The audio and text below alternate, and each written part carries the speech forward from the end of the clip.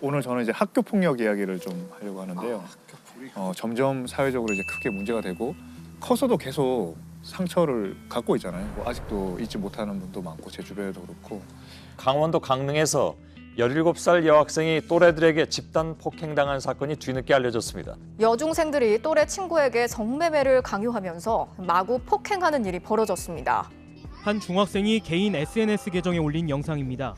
책가방 4개를 둘러맨 남학생이 또래 학생들에게 욕설과 괴롭힘을 당합니다. 폭행으로 근육이 파열되고 뇌진탕 진단까지 받았지만 발설하면 가만두지 않겠다는 협박까지 받았다고 말합니다. 학교 폭력의 개념이 뭘까요? 그 학교 폭력 예방법에 아예 개념으로 이제 규정이 돼 있는데 폭력, 상해, 공갈, 강제적 심부름 그리고 정신적, 재산적 손해를 가하는 행위까지 전부 다 개념화되어 있어요. 돈을 뺏는다던가 이런 거 다. 그건 그렇죠? 당연히 공갈에 이제 공갈. 해당하는 거고요. 침 뱉거나 아니면 뭐 면전에서 욕설을 하면서 고함을 지르는 행위 그런 것도 다 폭행. 학교 폭력으로 발생한 좀 또 가슴 아픈 사건이 있었죠. 네, 아마 많은 분들이 기억하실 것 같은데 2011년 12월 20일에 대구에서 중학교 2학년이던 권모 군이 7층 자기 집 베란다에서 이제 뛰어내려서 스스로 목숨을 끊었는데요. 학교 폭력이 원인이었습니다. 대구에서 한 중학생이 왕따를 당하다 스스로 목숨을 끊었습니다. 유서에는 친구들로부터 물고문까지 당했다는 내용이 적혀 있었습니다. 유서에는 전선을 목에 감아 끌면서 돈을 요구했고 계속되는 돈 요구에 부모 몰래 아르바이트도 했습니다. 그때 이제 올라갈 때 그 엘리베이터 타고 이제 올라갈 때 엘리베이터 안에서 주저앉아서 막 울면서 주저주저 하면서 올라가면서 울면서 하던 그 CCTV로 촬영이 돼가지고 정말 많은 국민들이 마음 아파하고 그랬었거든요. 가해자들이 같은 반 애들이 2명이서 평소에 뭐 때리고 돈 뺏고 좀 특이했던 거는 가해자들이 2명이 피해자 집에 들어옵니다. 검은 점퍼를 입고 안경을 쓴 가해 학생 2명이 주머니에 손을 넣은 채 걸어옵니다. 10여 미터 뒤에 숨진 김군이 불안한 모습으로 고개를 숙인 채 따라갑니다. 거기서 게임을 막 시켜요. 그러니까 게임 중독이 돼 있어가지고 열심히 안 하거나 못 하거나 계속 하지 않으면은 때리고 뭐 단소로 때리고 그리고 물고문도 시키고 마지막 그 목숨을 끊기 전에는 전날에는 이제 전깃줄로 목을 베서 이 과자 부스러기 주워 먹게 당기면서 그렇게 하기도 했고 그래서 그런 흔적이 이 유서에 남아 있는데요. 거기에는 자기가 어떤 일을 당했는지를 추신이 죄송해요 이렇게 제목을 적어놓고 마지막 부탁인데 저희 집 도어키 번호를 바꿔주세요. 걔들이 알고 있어서 제가 없을 때도 문 열고 저희 집에 들어올지도 몰라요. 죄송해요 이렇게 이야기를 했어요. 얼마나 공포를 느꼈으면 이런 유서를 이렇게 남기냐. 그리고 죄송하다고. 네. 근데 이제 가해자들은 그때 이제 그 변명이 장난이었다. 자기 장난친 거다. 이렇게 이야기를 하고. 대구 중학생 자살 사건의 가해 학생 2명이 오늘 구속됐습니다. 비록 나이가 어리지만 사안이 중대해 영장을 발부할 수밖에 없었다고 담당 판사는 밝혔습니다. 오늘 오전 검은 점퍼에 마스크를 한 가해 중학생 2명이 경찰에 이끌려 법정으로 들어갑니다. 이들은 사건을 수사해온 대구 수성경찰서 유치장에 수감됐습니다. 그때 가해자들이 그 처벌을 이제 받았는데 한 명은 장기 3년에 단기 2년 6월, 또 다른 한 명은 장기 2년 6월, 단기 2년을 선고를 했습니다. 장기 단기는 어떻게 구별되는 건가요? 소년범죄는 징역형을 선고할 때 이게 부정기형이라고 하거든요. 단기만 복역해도 애가 이제 달라졌다라고 하면 이제 석방하는 거고 그렇게. 좀 신축성을 둔 거죠. 피해자의 부모님이 2분 다 교사하셨어요. 근데 이제 그렇게 말을 못했던 게 가해자들이 자기 친척이 무시무시한 조폭이다. 말하면 너희 부모도 다 해친다. 피해자 그걸 믿은 거죠 완전히. 믿을 수밖에 없었고. 근데 또 하나는 이 학교 여학생 중에 박모 양이 한 6개월 전에 목숨을 끊었어요. 극단적 선택을 했어요. 지난 7월에도 이 학교 2학년 여학생이 스스로 목숨을 끊었습니다. 자살 원인은 집단 따돌림 때문이었습니다. 첫 학생이 아파트에서 투신해 목숨을 끊은 것을 교통사고라며 대충 얼버무린 것이 돌이킬 수 없는 결과를 낳았습니다. 박 모양이 같은 반에 어떤 애가 왕따를 당하고 있었는데 그거를 그 교사에게 신고를 했어요. 전부 다 이렇게 벌을 준 거예요. 그냥 그 문제를 정확히 파악하지 않고 그런 와중에서 누가 신고를 했는지 드러나게 됐고 박 모양을 이제 괴롭히기 시작한 거예요. 따돌리고. 그러니까 극단적 선택을 한 거죠. 이런 일들이 있으면 권군이 뭐 학교에 말을 하면 하겠어요? 부모님한테 말을 하겠어요? 해결해 줄 수 없다 이 문제. 네, 그렇게 한 겁니다. 일반적인 범죄와 다른 측면이 있거든요. 다른 측면 한 3가지 정도 요약하면은 먼저 잘 아는 가까운 사람의 범죄예요. 네. 관계성이 있는 거고 또 이게 지속성, 일회성으로 끝나는 게 아니라 지속성이 있습니다. 또 이게 은밀하게 이루어지는 게 아니거든요. 때로는 학교 다른 친구들이 보는 자리에서 벌어지는 일이다 보니까 모멸감이나 굴욕이라는 야 근데 그거 어디 잊어버려라 티내지 말아라 이게 가능하냐 이거예요. 이게 참 쉬운 문제가 아니거든요. 어떤 위로나 회복은 우리가 한번 같이 짊어지자. 짊어지기 위해서 뭘 해야 될지 우리 한번 고민하자. 그리고 저는 어른들의 생각이 잘 넘어온 어른들이 그 사람 문제로 깊이 못 들어가는 문제도 굉장히 있는 것 어른들이 같아요. 야 우리 때는 더 했어. 그거 그리고 이렇게 생각하는 어른들이 많기 때문에 재학교 다닐 때 맞으면서 큰다고 원래 애들은 그게 진짜 문제인 그만 거예요. 많이 했잖아요. 야, 안 되는데라는 생각이 좀 들었어요. 잔인함 때문에 논란이 됐던 학교 폭력 사건이 있었죠. 네. 2017년 8월 1일에 부산의 사상구에서 6명의 여학생들이 한 여학생을 이제 공장지대로 끌고 가서 의자로 내리찍고 그때 철제 무슨 공구 같은 걸로도 때리고 하도 많이 맞다가 이제 의식을 잃었는데 거기도 또 때리고 피범벅이 돼서 무릎 꿇고 있고 그런데도 때리고 막 그런 동영상이 촬영돼서 좀 사회적 공분이 일었었죠.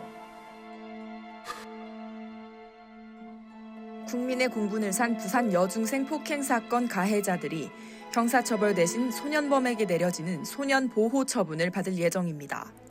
재판부는 신체적, 정신적으로 미성숙하고 판단 능력이 성인에 못 미치는 소년에게 성인과 동일한 책임을 물을 수 없다며 교육을 통한 개선 가능성이 전혀 없다고 할 수 없다고 결정 이유를 밝혔습니다.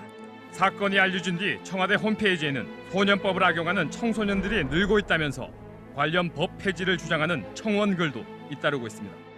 이 소년범 처벌은 일반 성인 처벌하고 어떻게 좀 차이가 나는지 좀 알 수 있을까요? 그러니까 이제 이 사건이 제일 중한 애가 소년 보호 처분을 받았습니다. 소년 보호 처분. 시포 처분을 받았을 텐데요. 소년 보호 처분을 받았다는 거는 형사 처벌을 받지 않았다는 거거든요. 네. 그러니까 이론은 그냥 부모님이나 외부 위원한테 위탁을 해서 정기적으로 면담을 하게 하는 거고요. 가장 큰 시포는 소년원에 2년 가는 거. 그다음에 뭐 9호는 6개월 가는 거.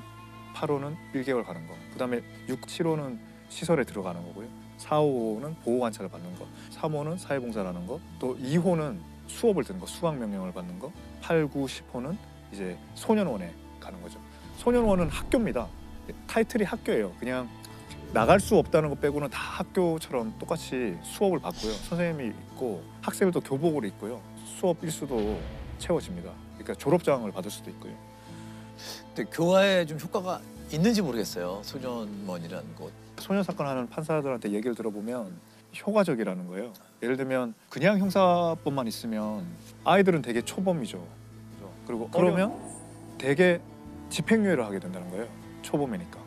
그리고 또 좀 더 경미한 건 어른하고 똑같이 하면 벌금이 나가야 되는데 벌금은 그 부모가 내는 거지. 그치. 아이들이 내는 게 아니란 말이에요. 근데 만약에 소년 보호 처분을 하면 만약에 8호, 9호면 당장 소년원에 감금이 되는 거죠. 제재를 받게 되는 거죠. 그러니까 그런 게 뭐 해서 찬성하는 그 소년 판사들이 굉장히 많습니다. 소년범 같은 경우 연령에 따라서 좀 다른가요? 예. 뭐 15세, 16세, 17세. 소년은 19세 미만은 소년이라고 하거든요. 19세 법적으로. 미만이죠. 예. 19세부터는 이제 어른이 돼 버리는 거고요. 네. 이제 0세. 그다음에 중요한 나이가 10세. 그다음에 14세.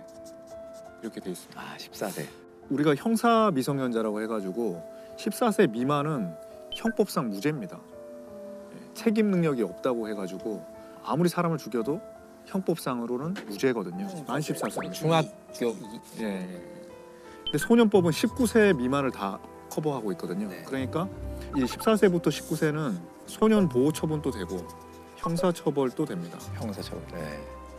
근데 이 중에 뭘 선택할 건지는 뭐 검사나 판사가 그때 사건을 보고 이제 선택을 하는 거죠. 만약에 소년보호 처분은 최대한이 소년원 2년이기 때문에 이거보다 훨씬 더 중한 죄를 저질렀다라고 판단되면 이제 형사처벌로 가는 거죠. 형사처벌로 가면 아까 말했던 그 권군 사건의 경우에 형사처벌로 가는데요. 그래서 이제 그 징역형이 나온 거죠. 이걸 이제 범죄 소년이라고 그러고요. 10세부터 14세가 있습니다. 여기는 촉법 소년이라고 합니다. 촉법 소년. 이거는 형사 법령에 저촉되는 행위를 한 소년이라는 걸 줄임말로 하거든요. 이거 촉법 소년이라는 법적인 용어가 있는 건 아니에요. 이쪽은 형사 처벌은 안 되는 거고 무죄니까 소년 보호 처분만 되는 거죠.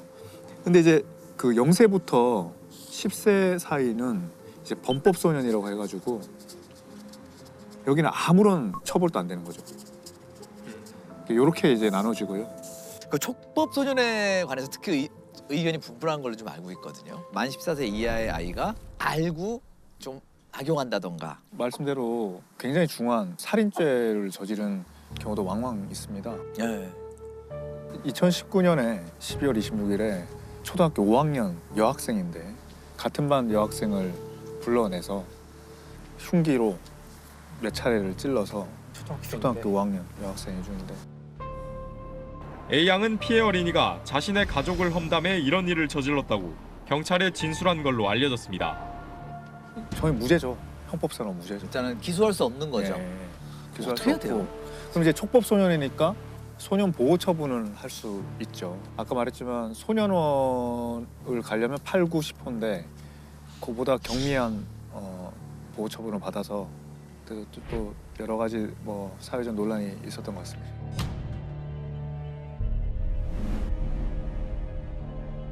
그리고 이제 아까 말했듯이 범법 소년의 경우에는 10세 미만은 아예 형사처벌도 안 받고 소년 보호 처분도 안 받거든요. 아무것도 안 받는 거예요. 근데 사건이 일어난다. 그런 경우에도 이제 사건이 일어나는 거죠. 어른보다 더 잔인한 그런 뭐 중죄, 살인죄 같은 거를 저질러서 이제 연령을 형사 미성년자 연령을 좀 낮춰서 형사적 처벌이 가능하게 해야 되는 거 아니냐.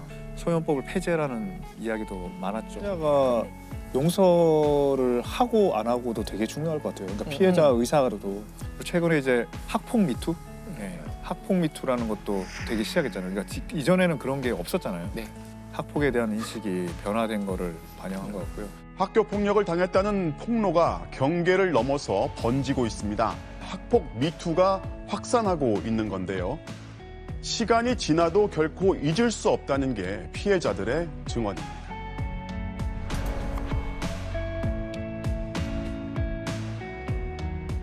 자, 우리 박준영 변호사께서는 어떤 이야기 가지고 오셨나요? 이제 제 인생을 바꾼 사건. 저희 첫 재심 사건인 수원 노숙소녀 사건에 대해서 말씀드리겠습니다. 수원 노숙소녀 사건. 예. 근데 사실 노숙소녀가 아니었거든요. 집을 가출한 지는 한 2, 3일 정도 된 아이였고.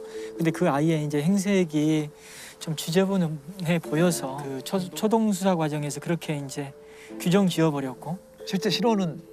예, 신원은 밝혀졌습니다. 네. 15살의 아이였고 지적 장애가 있었고 또 시각 장애도 있었습니다. 네. 어떻게 살인 사건이 일어난 건가요? 사건은 지금으로부터 14년이 됐습니다. 2007년 5월 14일 그 수원에 있는 한 고등학교에 여자아이의 시신이 교정 안에서 발견이 된 겁니다. 경기도의 한 남자 고등학교에서 심하게 폭행당한 10대 소녀의 시신이 발견돼 경찰이 수사에 나섰습니다.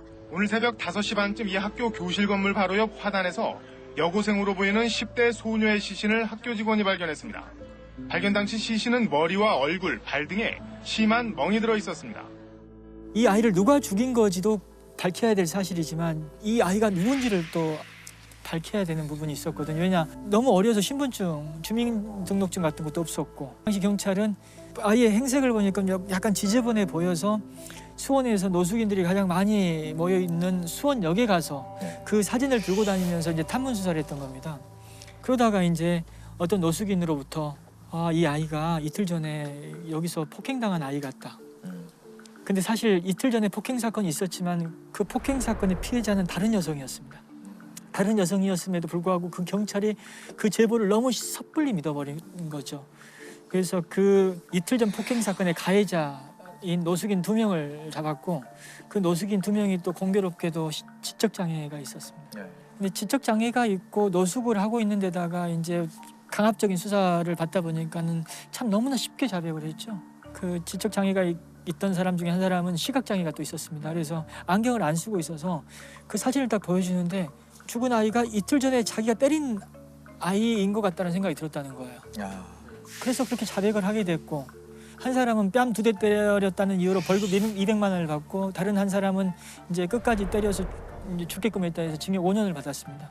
그 2 사람에 대한 형사 재판은 그해 가을경에 다 끝나요. 2007년 가을경에. 자백하는 과정에서 본인이 저지르지도 않은 사건이다 보니까는 본인이 이틀 전에 저질렀던 사건과 빗대서 진술을 하게 됩니다. 그래서 꼬맹이 둘도 함께 있었다라는 진술을 자백 과정에서 섞어서 하게 됐던 거죠. 그래서 사건의 내용이 어떻게 알려지냐면은 그 2명의 노숙인과 밝혀지지 않은 꼬맹이 2명이 합세해서 그 아이를 때려 죽인 걸로 그렇게 사건이 결론 지어졌고 그렇게 소문이 퍼졌던 거죠. 수원 역사에.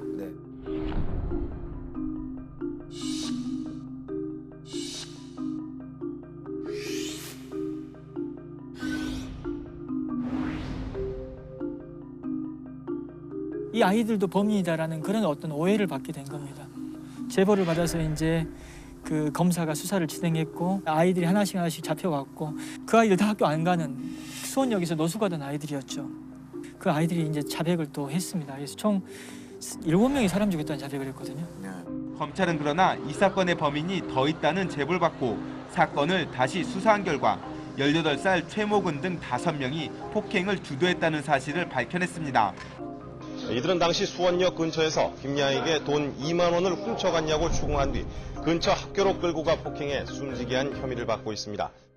그 아이들은 1심에서는 유죄를 받았는데 2심에서 무죄로 풀려났고 2심에서 무죄로 풀려났고 그러다 보니까 재판 과정에서 한 1년 동안 수감 생활을 했던 것이고 이미 형이 확정되었던 그 노숙인 복역하고 나서 재심을 통해서 무죄 판결을 받았고 무죄 판결 받았어요. 그럼 다 7명이 결과적으로는 다 무죄 판결 다 무죄를 받은 사건. 범인이 없는 건가요? 결국? 못 잡은 거죠. 못 잡은 이 사람들은 진범이 아닌 거죠. 저는 일단은 7명이 자백했다는 사실이 사실 충격이었습니다. 사실.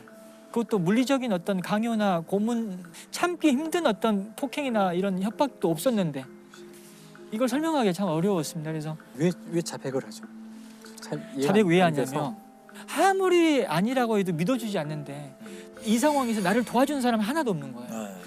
오히려 내 앞에 있는 검사, 이 추궁하고 있는 검사는 수사관이 이 사람한테 잘 보여야지 그나마 나한테 나은 판단이 나올 수 있다. 자포자기 상태에 쉽게 빠집니다.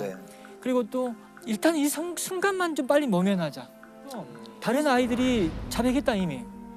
그런 얘기를 했었어요. 다른 아이들이 이미 자백했는데 너 혼자 자백하지 않으면 니만 더 불리해져. 그런 기망도 있었고. 벌을 줘야 될 상대인지 아니면은 순간적인 잘못을 저질렀기 때문에 이 교육하고 교화해야 될 사람인지 그 판단을 내가 쓸 수 있게 해달란 말이야. 너 그렇게 하면 어떡하겠냐. 그래, 그러면 안 돼. 너 큰일 나.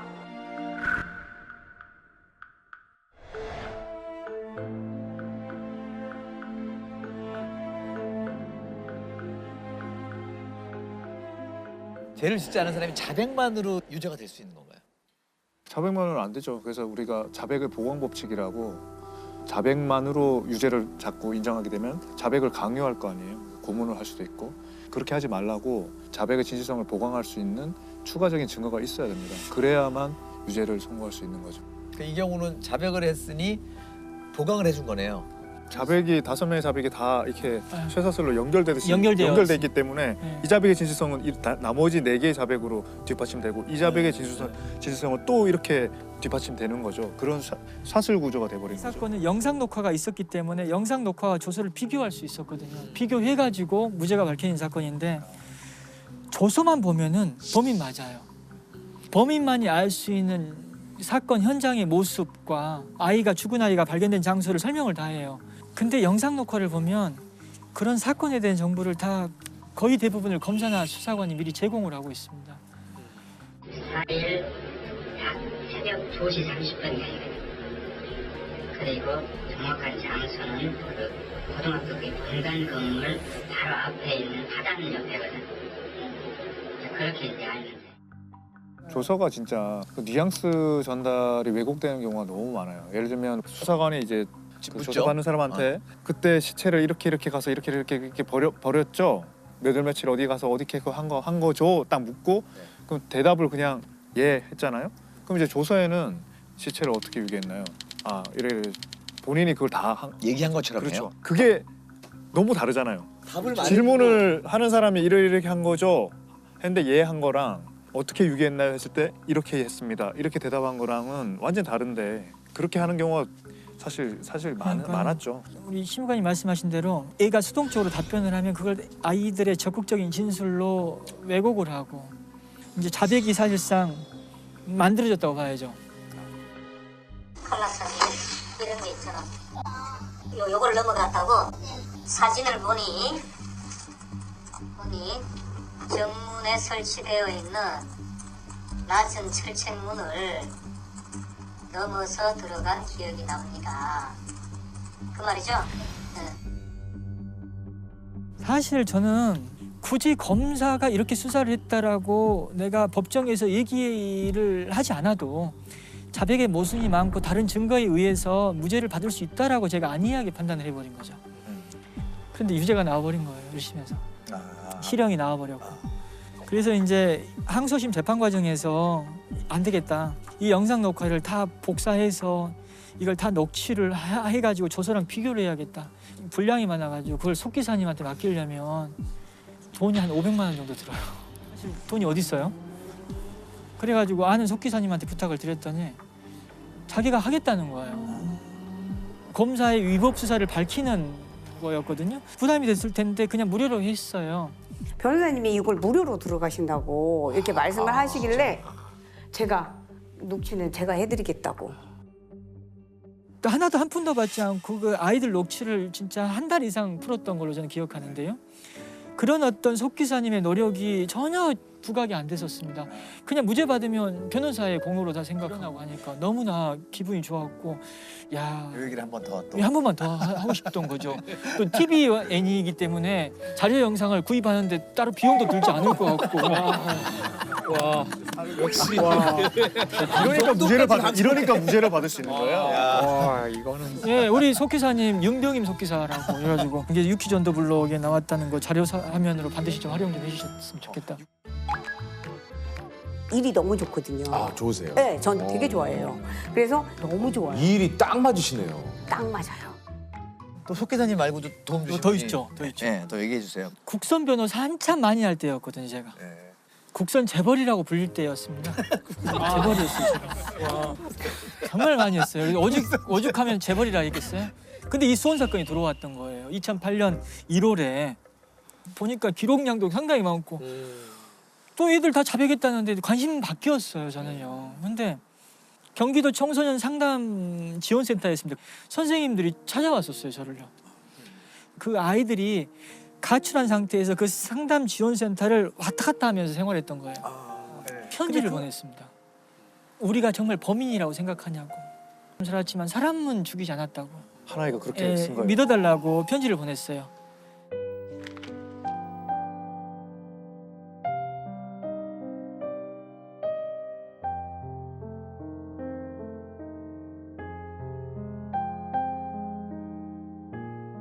근데 이 선생님들이 이 편지를 받아들고 저를 찾아왔던 거예요. 그래서 선생님들이 이 아이들 좀 억울한 것 같다고 사건을 봐달라고. 근데 제가 좀 꾀를 부렸죠. 뭐 다른 사건도 해야 되는데 자꾸 찾아오니까 선생님들 퇴근 후에 매일 저희 사무실로 출근하시라고 좀 각자 검토를 좀 해보시라고. 일을 주신 거네요. 네, 각자 검토를 하라고. 그래서 선생님들이 애정이 있다 보니까 그 아이들의 어떤 진술 내용을 그냥 도표로 그냥 분석을 다 했어요. 그래서 모순점을 다 찾아주는 거예요. 그래서 그 도표를 나중에 또 이제 제가 꼭 작성한 것이냐 참고 자료로 제출하는 그런 만행을 저지르기도 했었습니다. 부도덕합니다. 네, 굉장히 부도덕한 일을 했죠. 이 선생님들이 6시에 퇴근해가지고 사무실로 출근해가지고 밤 12시 넘어서 몇 달 동안 그렇게 일했어요. 대단하시네. 또 이 아이들이 수원역에서 노숙을 하던 아이였기 때문에 이들이 만약에 범인이라면은 수원역에서 그 죽은 아이를 데려가는 장면이 찍혀야 되는 것 아니겠습니까? 해가지고 선생님 사진을 다 찍어갖고 수원 역사의 CCTV가 어디인지를 다 도면에 다 그려왔어요. 사진도 찍어. 보통 선생님들이 아닌데 보통 선생님들이. 그렇게 해서 선생님들이 그렇게 이제 막 다 자료를 갖다 주니까 이제 그제서야 제가 이제 이 사건이 정말 억울한 사건이구나. 야, 이 사건 해결하면 진짜 내가 진짜 유명해지겠다. 막 그 생각, 진짜 유명해지겠다. 막 그 생각했어요. 굉장히 공명심이 크신 우리 이런 선생님들이 다 하셨는데. 이런 선생님들이 다 했는데. 이런. 저는 앞에 얘기했던 청소년 범죄 얘기에 이런 선생님들 같은 분들이 계신다는 게 맞습니다. 너무 중요한 얘기 같아요. 그 당시에 법원에 제출한 탄원서에 이런 얘기 있어요. 아무런 연고도 없는 선생님들이나 변호사가 계속 증거도 수집하고 응원도 해주고 이런 걸 겪으면서 이 아이들이 이제는 우리를 믿고 지켜주는 사람이 있구나라는 그건 경험하지 않았겠냐. 그분들도 사실 부각되지 않았어요. 왜냐면은 저만 부각되다 보니까. 네. 이제 이미 다 누릴 거 누리셨으니까 이제. 예, 저 다 누릴 거 누려가지고. 마음의 빚을 청산하시러 저 말씀 없다 나오셨구만요. 다 알려주셔야 될 만한 분들이신 거예요. 네. 아니 제가 하나 좀 걱정스러운 건 이런 얘기들이 은근히 변호사님 본인을 더 띄우기 위한 그림이 아닌가. 그렇죠. 왜 걱정하세요? 네? 왜 이렇게 셈이 났는지. 이 사건에서는 결정적으로 그 무죄 증거가 뭐였냐면 죽은 아이의 사망 원인과 사망 추정 시각이었습니다. 사실. 사망 원인이 외상성 경막하 출혈이었습니다. 뇌출혈이었죠. 근데 우리가 외상성 경막하 출혈이 뭔지 어떻게 합니까?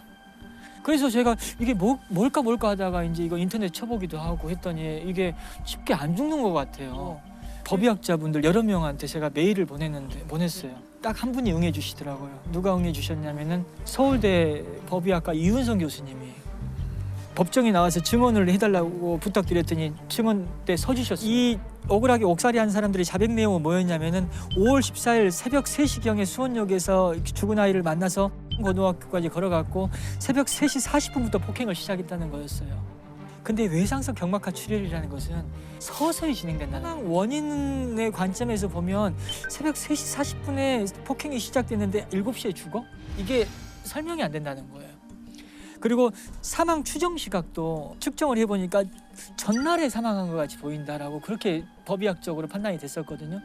법의학적 관점에서의 도움이 또 있었어요. 그 당시에. 2심 판사가 결국 무죄를 한 거잖아요. 네. 근데 2심 판사가 어떤 마음으로 저걸 뒤집었을까? 왜냐하면 7명이 다 자백하고 있었던 사건을 여러 정황만으로 틀기는 너무 어렵거든요. 왜냐하면 그걸 뒤집을 만한 정황이 있다면 그보다 더 큰 뒤집지 말아야 될 정황이 또 있을 수 있고 또 생각나는 거거든요. 근데 이제 이제는 좀 알겠어요. 그러니까 결국에는 그 법의학적 관점에서 공개한 게 굉장히 주요했던 거고. 제가 어떤 일이 있었냐면 정확히 보셨습니다. 아무리 모순이 있다 하더라도 그렇죠. 정말 이미 형이 확정된 2명 중에 1명이 끝까지 번복을 안 하고 있었거든요. 근데 그 1명이 2심에서 번복했습니다. 지적 장애가 있는 사람이었는데 벌금 200만 원 받고 끝난 사람이었어요. 그러니까 자기는 괜히 여기서 또 번복해버리면 난 이미 빠져나왔는데. 네, 불이익이 있을 것 같아서 예, 그래서 번복을 안 했었어요. 제가 이 지적 장애가 있는 이 사람을 2심 법정에서 계속 추궁했어요. 모순을 계속 추궁했는데 끝까지 번복을 안 했어요. 이렇게 어떤 식으로든 검사의 주장에 맞춰서 계속 진술을 하는 거예요. 그리고 이제 6시가 넘어가고 그럼 진짜 승산 없는데. 승산 없는 게임이었는데 재판장이 이제 조희대 부장판사였거든요. 그분이 대법관 하신 분인데 다 포기했어요. 저는 진짜 포기했는데 마지막에 그 나지막한 목소리로 편하게 직권신문을 했습니다. 나는 추궁을 하는 신문을 했거든요. 재판장님은 친구가 되어 주더라고요. 신문을 해나가니까 어느 순간에 고개를 축 숙이고 있다가 눈이 빨개져가지고 고개를 들면서 판사님 말이 맞아요라고 해버렸어요. 번복해버렸어요. 근데 판사님이 번복시켰는데 이게 지적 장애인의 번복이고 지금까지 계속 여러 번 진술하던 걸 갖다가 딱 한 번 번복한 거다 보니까 이게 대법원에서 이제 다른 판단을 받을 수가 있거든요. 근데 그 판사님이 판결문에다 뭐라고 썼냐면은 나는 봤다. 이 사람의 진술 번복은 지적 장애나 이런 것에 전혀 영향을 받은 것 같이 보이지 않았다. 이 진술 번복은 아주 자연스러웠고 지적 능력이 부족하다 하더라도 이 진술 번복의 어떤 신빙성이나 임의성에 대해서 문제 토를 달지 말아라. 그렇게 판결문에 써버렸어요.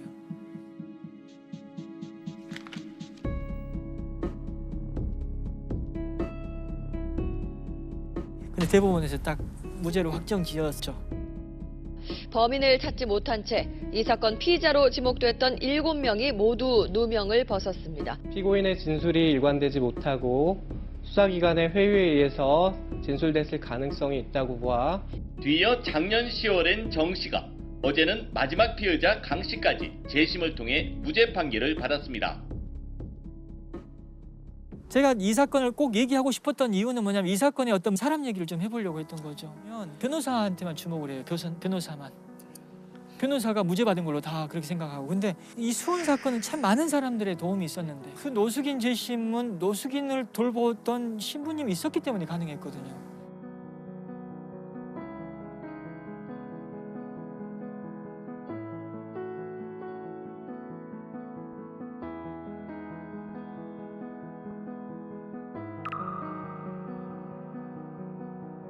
결국 다 사람이 하는 일입니다. 사람이 하는 일인데 누구를 주목하느냐에 따라서 누가 사실 수원 사건의 주인공은 사실 그분들이었습니다. 뭔가 선한 사람들의 네트워크라고 해야 될까? 우리 안전망이라고 뭐 경제적 안전망, 제도적 안전망이 막 이야기하지만 사실은 실제로 눈에 보이지 않지만 또 그런 좋은 마음을 가진 사람들의 망이 있는 것 같아요. 네, 맞습니다. 이게 또 하나 있죠. 바로 사이버 불리입니다. 사이버 불링. 사이버가 이제 사이버 공간 뭐 이런 얘기고, 불링이 이제 집단으로 괴롭히다라는 뜻인데, 보통 분리라고 학교에 있는 그쵸. 좀 못된 학생들. 맞아요. 학생들이 온라인 공간상에서 특정한 사람을 괴롭히는 그 행동들을 얘기하는데 주로 청소년들, 학생들. 최근 사회관계망 서비스 SNS 등에서 괴롭힘을 당해온 중학생이 투신해 숨지는 안타까운 사건이 발생했습니다. 한 여고생이 스스로 목숨을 끊었는데요. 사이버 불링의 피해자였던 것으로 조사됐습니다. A양이 사이버 따돌림, 이른바 사이버 불링을 이기지 못하고 극단적인 선택을 했다는 게 수사당국의 판단입니다. 그 2020년에는 왜 코로나19 이제 팬데믹 딱 터져서 등교 일수 줄어들었잖아요. 그래서 신체 폭력은 절반으로 줄어들었는데 소위 얘기하는 온라인상에서의 그 사이버 폭력, 이게 두 배로 늘어난 거죠. 학교 폭력의 새로운 유형인 거죠. 학교 폭력 새로운 유형. 어떤 게 있을까요? 학생들 사이에서 이루어지는 사이버 불링. 이런 용어들 아세요? 혹시 이제 그 떼카. 떼카. 아, 떼카. 처음 들어보는데. 떼는 여러 명이서 떼창처럼. 카. 톡으로 뭐 욕을 보내는 거. 그렇죠.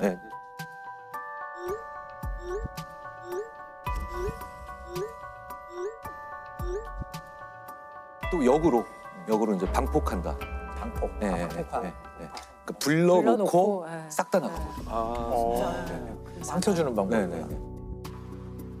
그다음에 뭐 이제 그야말로 못 나가게 하는 카감. 감옥처럼 만들고 못 나가게 하는 거. 감옥. 네네네. 흔히 말하는 단톡방에서 불링이 생긴다라는 거죠. 그래서 뭐 이제 혹시 와이파이 셔틀 들어보셨어요? 와이파이 셔틀. 오늘 못 들어본 것 같아요. 데이터 밴드. 빵 셔틀 했다고 하잖아요. 맞아요. 와이파이 셔틀. 그리고 또 마찬가지로 그래서 기프티콘 셔틀도 있죠. 기프티콘 셔틀 같은 것도 있어요. 그러니까 오프라인에서 온라인으로 갔을 뿐 똑같은 거죠. 사실 똑같은 건데. 근데 굉장히 또 섬세한 우리 청소년들한테는 이런 불링이 굉장히 좀 상처가 될 것 같아요. 실제로 한 사례만 제가 말씀을 드리면 인천에서 그 16살 여자 고등학생이 사이버 불링으로 이제 그 스스로 생을 마감하는 그런 아픈 사건이 있었는데 2019년 7월 10일이죠. 7월 10일인데 SNS에서 그 어떤 연예인을 더 좋아하느냐 가지고 이제 말다툼이 벌어진 거예요. 10명 정도 모여서.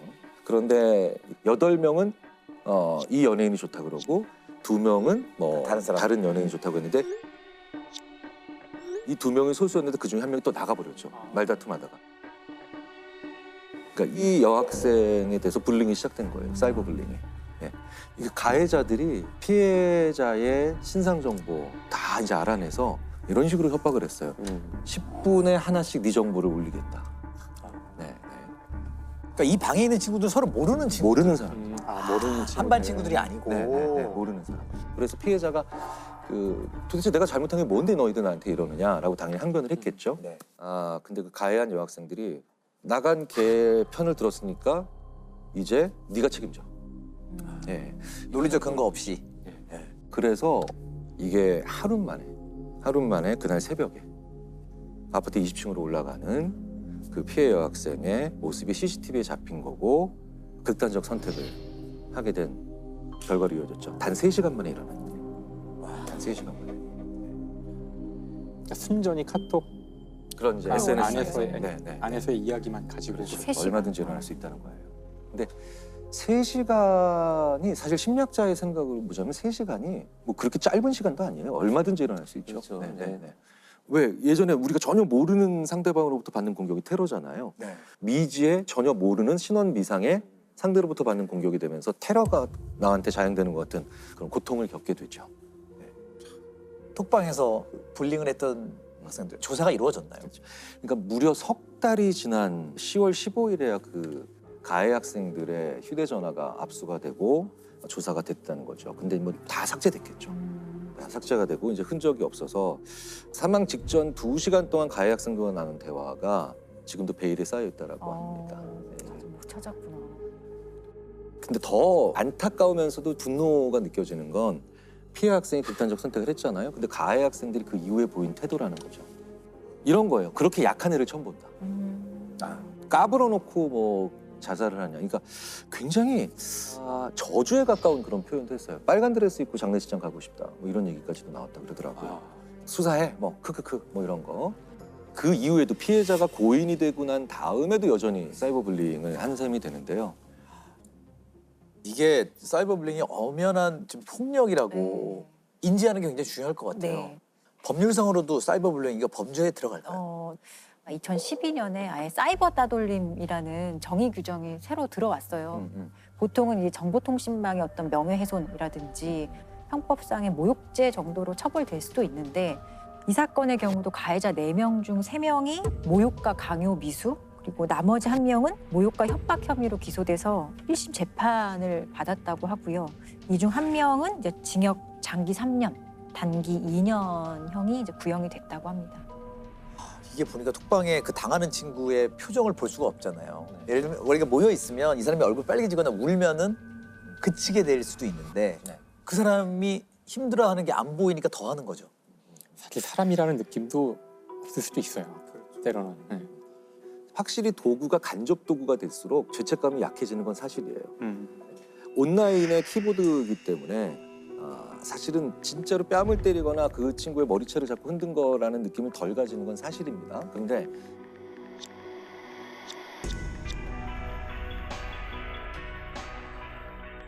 그러니까 그 도구가 간접적이라도 똑같은 피해를 줄 수 있다는 거 많이 가르쳐야 돼요. 그리고 더욱 심각한 건 이 폭력의 지속 가능성이 높죠. 왜겠습니까? 디지털화된 텍스트랑 이미지니까 무한 복제가 가능하고 그리고 거의 모든 곳까지 전파가 가능해서 이게 지속 가능성이 높다라는 표현보다 거의 영원히 지속될 수 있는 그런 가능성이 있는 거죠. 그리고 이게 가장 중요한 건 피해자가 내가 이런 피해를 당했다는 걸 스스로 알리지 않으면 그것도 고통스러운 일일 텐데 그러면 이건 누구도 알 수 없다는 특징이 있다는 겁니다. 목격자가 존재하기 어려우니까요. 안타까운 거는 이런 사건들이 지금 계속 벌어지고 있다라는 거예요. 비슷한 사건 계속 접하게 되던데. 그렇죠. 그러니까 이제 방금 전에 그 인천 여고생 바로 다음엔 2020년에 이제 2차 가해, 소위 말하는 2차 가해라는 표현. 그래서 여고생이 이제 16세 여고생이 스스로 목숨을 끊는 그런 상황이 발생했는데 피해자인 여고생이 일단 성폭행을 당했어요. 성폭행을 당했는데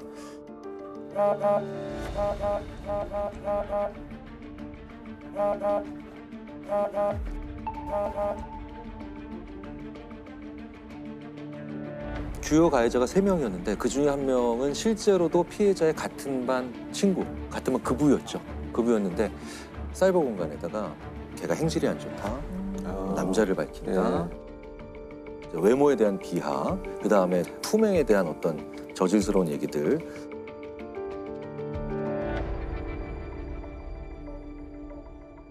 그리고 뭐 강간 피해를 허위 신고했다. 뭐 이런 식으로 거짓 소문을 계속해서 퍼뜨리면서 2차 가해, 3차 가해가 계속 당해진 거죠.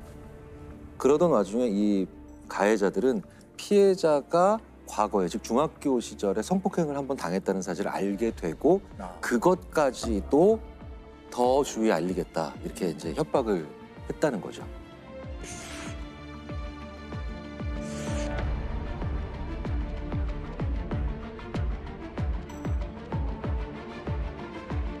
심지어는 이 피해자가 세상을 떠나기 사흘 전에는 그 피해자의 남자친구한테까지 메시지를 보냈어요.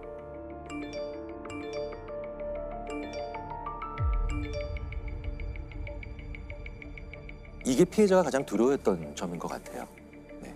피해자가 그래서 결국 전학을 하려고 했었는데 그 전학 갈 학교에서도 가해자가 될 사람을 섭외를 한 거예요. 그래서 이 SNS에 불러들여가지고 그 친구까지도 가담하게 하는 그런 집요함을 보였습니다.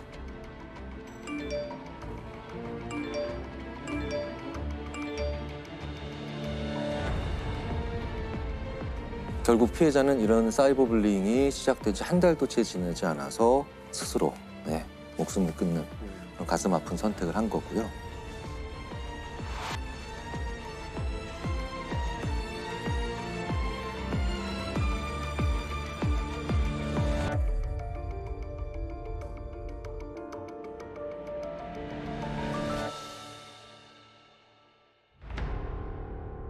진짜 성폭행 피해만으로 힘들었는데 사이버 불링으로 입을 정신적 피해가 정말 상상이 안 갈 정도로 좀 굉장히 힘들었을 것 같다는 생각이 다시 한번 듭니다. 실제로 피해자가 겪었을 그런 공포나 두려움은 우리가 사실 가늠하기는 정말 어렵겠죠. 하지만 사이버 불링 피해자의 마음을 조금이라도 짐작해 볼 수 있는 방법이 있기는 있습니다. 사이버 폭력 백신. 사이버 폭력 백신이라는 걸 만들어내셨어요. 네.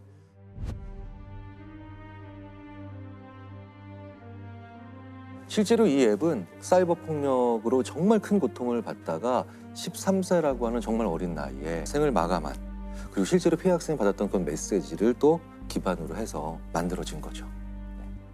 들어가 보면 자, 지금부터 당신은 사이버 폭력의 피해자가 됩니다. 피해자가 됩니다. 이제 보세요. 이제 이게 이제 오는 거예요. 오는 거예요. 민지한테 왔어요. 네, 민지한테 왔어요. 야, 카톡 바로 안 보냐? 죽고 싶어서 환장을 했지? 두고 봐. 기분이 안 좋아지기 시작했어요. 이러고 끊어버리는 거예요. 저런. 네. 아, 그리고 딱 끊어요. 네. 네. 자, 이제 카톡을 한번 보겠습니다. 벌써 오기 시작해요. 이렇게. 계속 오네요. 네. 민지 그래서 이제 알림창을 이렇게 열어보는 거죠. 미친 듯이 오는 거예요. 네. 계속 오는 거예요. 네. 자, 입장을 했어요. 이제 뭐 변명하고 설명할 시간이 없는 그러니까 거예요. 이게 그냥 이제 기관총을 맞는 것 같아요. 그렇네요. 네. 우리 학교 치타 시리즈 3 화장실에서 김밥 먹는 거 보자. 올려가고 또 이제 반응들이 이렇게 오죠. 저걸 찍어서 올리는 거죠. 네.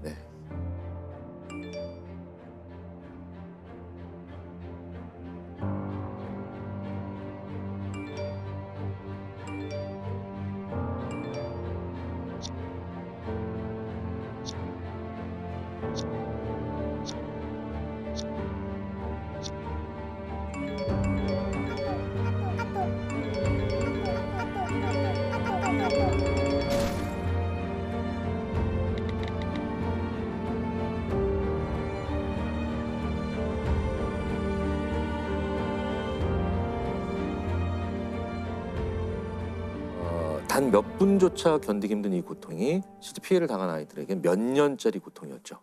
네. 이게 잠깐 동안 경험해봤는데도 굉장히 괴롭기도 하고. 그 글을 읽으면서 청소년인 피해 여학생의 뇌에서 어떤 일이 일어나는가를 볼 필요가 있죠. 똑같아요. 맞는 거랑 똑같아요. 그렇죠. 한 대씩 맞는 거죠. 뼈 부러지는 거랑 똑같아요. 네. 누가 칼을 옆으로 대고 내 옆구리를 찌르는 것과 똑같이 그 통증이 수반돼요. 통증이 수반됩니다. 표현을 그냥 그렇게 합니다. 죽을 만큼 아파요. 뇌가 죽을 것 같은 고통을 느껴요. 네. 그러니까 그분이 약한 게 아니에요. 그렇죠. 근데 이런 피해는 아무런 근거 없는 이유로 얼마든지 이런 피해자들이 만들어질 수 있다는 거예요. 그런 극단적 선택까지 가지 않았지만 못지않게 큰 피해자들, 네, 여전히 우리 주위에 굉장히 많죠. 이건 정말 진화된 묻지마 범죄네요. 네. 묻지마 범죄. 특히 애들이 온라인 수업 많이 하잖아요. 그래서 주로 이런 온라인상에 일어나는 폭력이 사실 대부분인 것 같아요. 진짜로. 지금의 청소년들은 태어날 때부터 온라인을 경험했고 스마트폰을 가지고 있기 때문에 거기도 엄연한 물리적 공간이에요. 그러니까 우리는 그냥 나오면 되지라고 하지만 어른들이 기존의 전통적인 그런 기존의 이런 물리적 공간에서 나가는 걸 두려워하듯이 그 세대는 디지털 공간에서 그 공간에서 나간다는 건 우리가 물리적 공간에서 나가는 건 거의 같은 느낌이에요. 그러니까 그걸 오히려 또 다른 현실 세계로 존재하는구나라는 걸 먼저 전제로 생각을 할 필요가 있죠. 이걸 우리 제대로 방지를 안 하면 가해자도 영원히 좋은 글씨가 될 수 있고 네.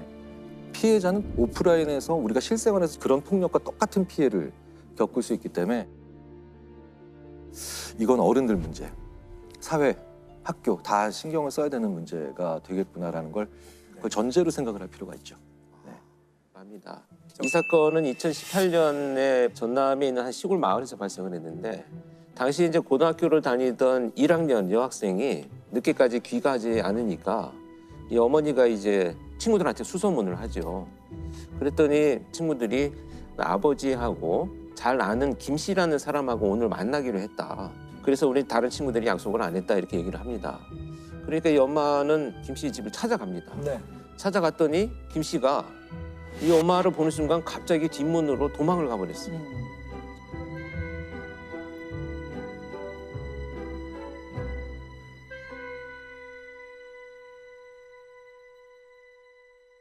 그러고 나니까 이제 의심점이 굉장히 높아지죠. 그래서 경찰에 신고를 합니다. 이 사람을 만나러 갔다고 한 우리 딸이 지금 연락이 두절됐다. 그래서 이제 경찰이 와가지고 이 사람의 신원을 확보하기 위해서 수색을 했는데 못 찾았어요. 그런데 다음 날 아침 6시경에 이 사람이 일하고 있는 그 공장 인근에서 목을 매서 사망한 채로 발견이 됩니다.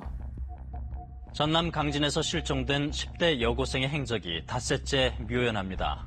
앞서 A양은 집에서 나간 뒤 연락이 끊겼습니다. A양이 사라진 다음 날 아침 아버지 친구인 51살 B씨는 집 근처 철도공사 현장에서 숨진 채 발견됐습니다. 사망 현장을 가서 봤더니 타살의 혐의는 전혀 없었고 모든 정황이 스스로 극단적인 선택을 한 상황으로 밝혀집니다. 약간 용의자로 볼 수 있는 용의자죠. 사람이 사망을 한 거네요. 그렇죠. 자 이렇게 되니까 이제 문제가 되는 것은 아이도 지금 어디 있는지 모르고 그렇죠. 유력한 그러니까 이 아이의 행적을 마지막으로 만난 김 씨도 사망을 해버렸기 때문에 무슨 범죄인지조차도 모르고 그렇죠. 범죄가 발생했는지도 모르는 이런 상황이 이제 전개가 됩니다. 일단 아이를 찾아야 되잖아요. 그렇죠. 거기에서 이제 프로파일러들의 역할은 과연 그렇다면 지금 드러난 이 상황만 가지고 여러 가지 심리학적인, 사회학적인 분석들을 통해서 어디에 실종된 아이가 있을 가능성이 가장 높으냐를 우선순위를 결정하는 겁니다. 그걸 이제 심리학적 재구성이라고 하는데요. 6월 12일 날 아버지 친구 김 씨가 부모님 몰래 아르바이트를 제안을 합니다.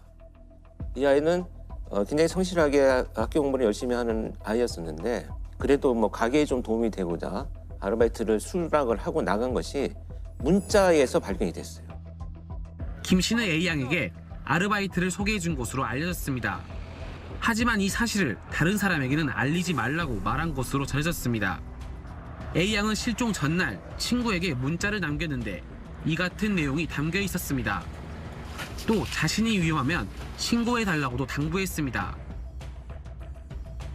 그런데 이틀 후에 김 씨가 자신의 직업과는 관계없는 낫하고 전기 이발기가 있어요. 머리를 깎는 이거를 구입한 흔적이 나타납니다.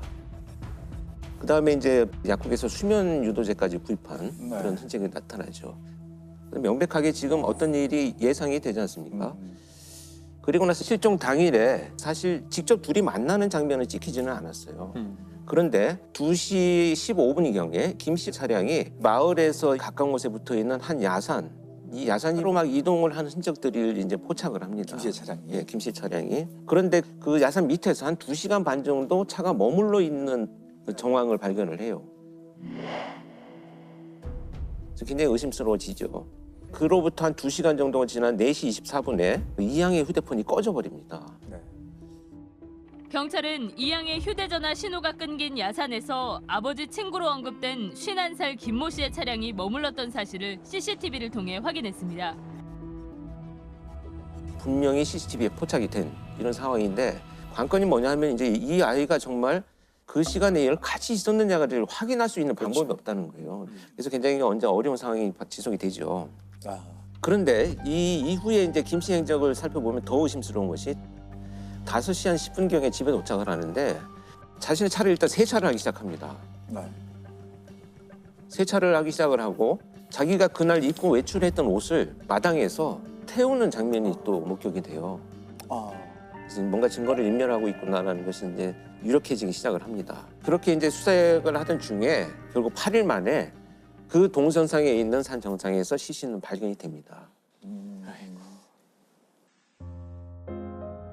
아르바이트 소개를 받는다며 집을 나선 뒤 연락이 끊긴 여고생 A양이 실종된 지 8일 만에 야산에서 숨진 채 발견됐습니다. 차량에서 발견된 이발 도구와 낫에서도 A양의 DNA가 나왔습니다. 그렇다면 범인으로 이제 지목된 이 범죄자는 이미 자기가 극단적인 선택을 해버렸고 피해자도 사망한 것이 확인이 됐고 도대체 이 사건의 실체를 밝히기 위해서 무엇을 할 것인가를 고민하다가 프로파일러들이 활용한 것이 바로 심리부검입니다. 심리부검. 심리부검이라는 게 뭔가요? 뭐 일기에서부터 유서 그리고 고인이 되신 분의 주변에 있는 많은 분들 또 지인분들 다 찾아가서 수백 개의 문항을 여쭤보는 거죠. 아주 사소한 것부터 중요한 것이 다 보는데 실제 수사, 법정 이런 쪽에 계신 분들한테 특이한 또 시그널이 될 때도 있고 굉장히 중요한 데이터가 되기도 합니다. 그래서 이제 연구된 분야들 이제 심리부검을 이용해가지고 분석을 하기 위해서 이제 프로파일러들이 여러 명이 모입니다. 모여가지고 지금 말씀하신 대로 뭐 지인들, 전 직장 동료 이 다양한 주변 사람들한테 이제 정보를 쫙 수집을 하죠. 수집을 해서 봤더니 너무나 놀랍게도 이 사람이 평상시 이 마을에서 보여주던 모습과는 전혀 다른 악인의 모습이 나타나기 시작을 합니다. 굉장히 평상시에 살아오는 과정에서 성적인 것에 아주 집착을 하고 있었던 흔적들이 나타나고요. 특히 그런 흔적들을 우리가 유추할 수 있는 것 중에 하나는 그 아주 강박적인 삶의 태도를 갖고 있었다는 거예요. 상당한 강박적인 어떤 불안과 또 그 불안에서 야기되는 아주 완벽주의적인 그러니까 하루의 시간을 정말 촘촘히 쪼개가지고 여기서 벗어나면 아주 불안을 느끼는 이런 것들을 보여주었다는 것이 이제 나타나니까 이 사람이 충동적으로 뭔가 범죄를 저지른 것은 아니고 오랫동안 치밀하게 계획을 준비해 왔을 것이다. 왜냐하면 물건들, 예를 들면 수면 유도제라든지 전기 이발기, 뭐 전혀 어울리지 않는 낫이라든지 막 이런 것을 구입한 걸 보면 이 사람이 분명히 여러 가지 이유로 이 도구들이 필요한 굉장히 성도착증적인 어떤 범죄를 준비해 왔을 것이다. 그렇다면 피해자인 이 모양은 결국 성범죄의 피해 대상이었을 것이다라는 것이 추론이 되는 결과를 얻게 되죠. 경찰은 김 씨 집에 있던 전기 이발기에서 이양의 유전자가 나왔다고 밝혔습니다. 시신 발견 당시 머리카락이 없었던 것은 김 씨가 깎았기 때문인 것으로 추정했습니다. 김 씨는 왜 자살을 택한 것일까요? 앞에 그런 성격들이 좀 영향을 끼쳤을까요? 저는 영향이 많이 있다고 봅니다. 특히 자신의 기준에서 뭔가 조금이라도 벗어나면 그것에 대해서 매우 불편한 이런 감정들을 느끼기 때문에 아마도 자신이 준비한 이 계획에 뭔가 잘못되는 순간부터는 피해자에 대한 어떤 그 뭐 죄책감, 이 사건이 발생한 것에 대한 어떤 수치심 뭐 이런 것보다는 이 상황을 해결할 수 있는 방법은 그냥 내가 떠나는 것밖에는 방법이 없을 것이다. 이런 판단을 했을 가능성이 높다라는 것이 타당하지 않나 이렇게 보여집니다. 그러니까 뭐 그렇게 혐의를 받다가 자살하고 이런 것을 최종적 형태의 가해라고 표현하거든요. 정말 맞는 말일 수도 있어요. 어느 한편에서 죽음으로 내 죄를 갚았다는 게 아니라 다른 측면으로 보면은 영원히 진실을 밝힐 수 없이 남겨진 피해자에게 오롯이 모든 거를 다 네가 갚네 이렇게 되는 거거든요. 영원히 은폐해버린 걸 수도 그렇죠. 있다는 뜻이죠. 그렇죠. 연쇄살인범 정남규가 옥중에서 자살을 했었습니다. 이때 피해자의 한 어머니가 기사 인터뷰에서 그렇게 얘기를 했어요. 정말 파렴치한 인간이다. 우리 가족한테 미안하다는 소리 한마디도 안 하고 자기 혼자 저렇게 이기적인 죽음을 선택했기 때문에 전 정말 충분히 이해하는, 공감하는 그런 내용이었습니다.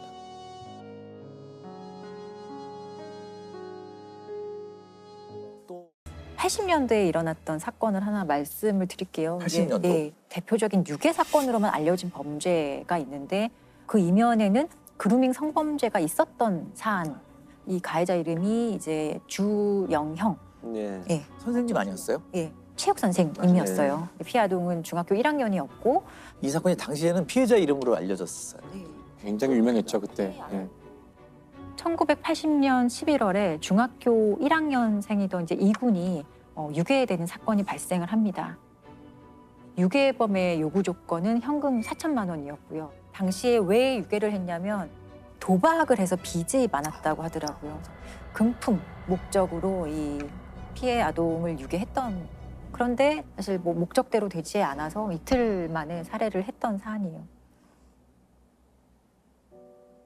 경찰 인력이 총 2만 3천여 명이 동원이 됐거든요. 그런데 6개월이 지나도 범인이 누군지 전혀 특정을 하지 못했던 사건이었어요. 그 사이에 범인이 보낸 협박 편지가 6통이었고요. 협박 전화가 62회에 달했다고 하고 1980년 11월 선생님을 만나러 간다던 중학교 1학년 이군이 유괴됐습니다. 현금 4천만 원을 요구하며 전화를 걸어온 범인들은 정작 만나기로 한 장소에 나타나지 않은 채 60여 차례 전화를 걸고 편지까지 보내며 시간을 끌었습니다. 거짓말 탐지기까지 동원된 수사 끝에 범인이 체포됐습니다. 범인은 바로 이군이 만나기로 했다던 학교 체육교사 주영형이었습니다.